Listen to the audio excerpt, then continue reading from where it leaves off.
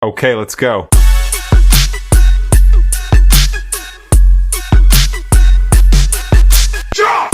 All right, let's just get right into it. Chances are, your entire life, you've been taught to fear debt, right? To see it as this terrible trap. But what if that's not the whole story? What if the very thing you've been told to avoid is actually the key to building real wealth? I mean, listen to that. It's a bold statement, and it's meant to shake you up a little bit. We've all been programmed to think that any and all debt is bad, that the most responsible thing you can do is avoid it at all costs. But honestly, that view is not just wrong, it's what keeps most people from ever getting ahead. So that's the big question we're tackling. We're going to pull back the curtain and show you how the wealthy see the world of debt completely differently. They don't run from it, they master it. They use it as a powerful lever to grow their wealth and create something that lasts. Okay, so first things first, we need a total mindset shift. Stop thinking of debt as this one big evil thing. Instead, think of it like fire.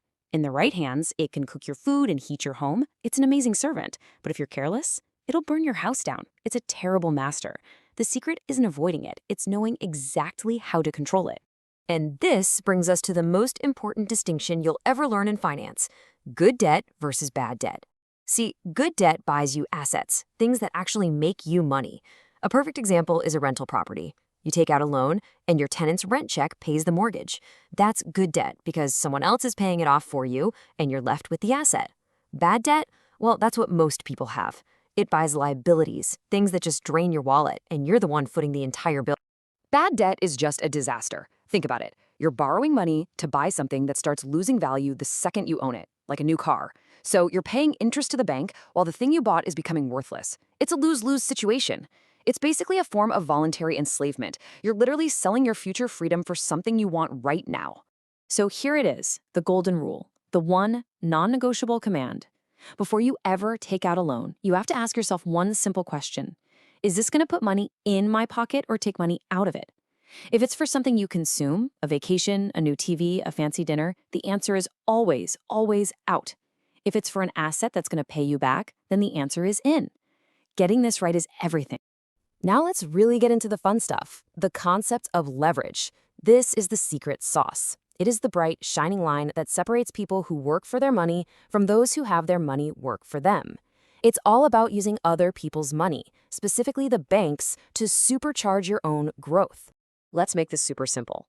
Just imagine you've worked hard and you've saved up $100,000 in cash. Now you've got two choices. Path 1 is the safe road that most people take. Path 2 is the road to wealthy take.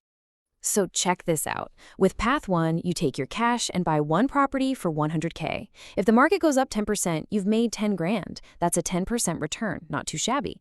But now look at Path 2. You take that same $100,000 and you use it as 5 separate 20% down payments on 5 different $100K properties.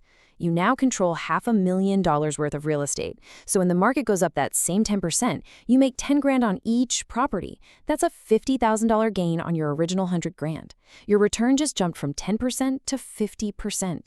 I mean, just look at that difference. It is massive. And it's not magic. It's just math.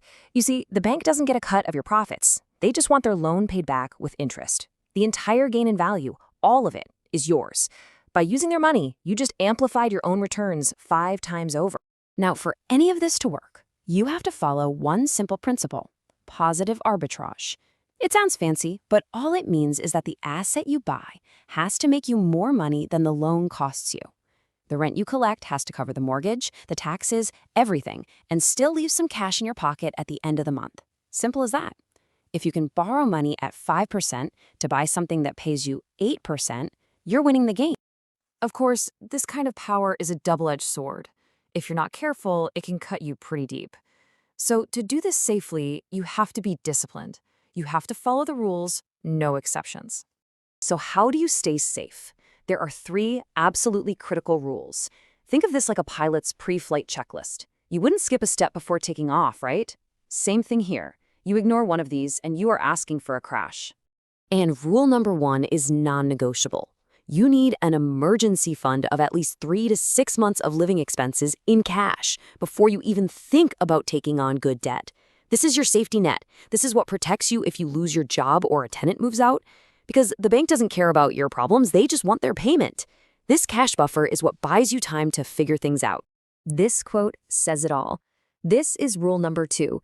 You borrow based on the cold hard facts of your income today, not the raise you think you're going to get next year, not the big client you're hoping to land. If you can't comfortably make the payments with what you earn right now, this very second, then you cannot afford the loan. End of story. And finally, the budget. Look, a budget is not a financial prison. It's your battle plan. It's you telling your money where to go instead of wondering where it went. And with a budget, that loan payment becomes a non-negotiable expense. It's the first thing you pay every single month, no matter what. It is your shield. Okay, but what if you're listening to all this and thinking, that's great, but I'm already drowning in bad debt? Well, don't worry. There is a way out. It takes focus, it takes discipline, but it is 100% doable. First, you got to understand how the trap works. When you get a loan, especially in the early years, almost all of your payment is just going to interest. You're barely touching the actual amount you borrowed. You're just paying the bank for the privilege of renting their money. But here's the secret weapon. Any extra payment you make goes straight to the principal, and that's how you break the cycle. So here's the plan of attack. The next time you get a raise or a bonus or any extra cash, you have to fight that urge to upgrade your lifestyle. No new car, no fancy vacation. Instead, you take every single one of those extra dollars and you fire it directly at the principal of your loan. You're not just paying it down, you are literally deleting years of future interest payments and buying back your freedom from the bank. Now, one last major warning here. Sooner or later, the bank will probably offer to let you refinance. And it's going to sound amazing. Hey, we can lower your monthly payment. But be careful. It's almost always a trap designed to do one thing: keep you paying them for longer. Just look at this timeline. Let's say you're 15 years into a 30-year mortgage. You can see the finish line. You'll be free in 2041.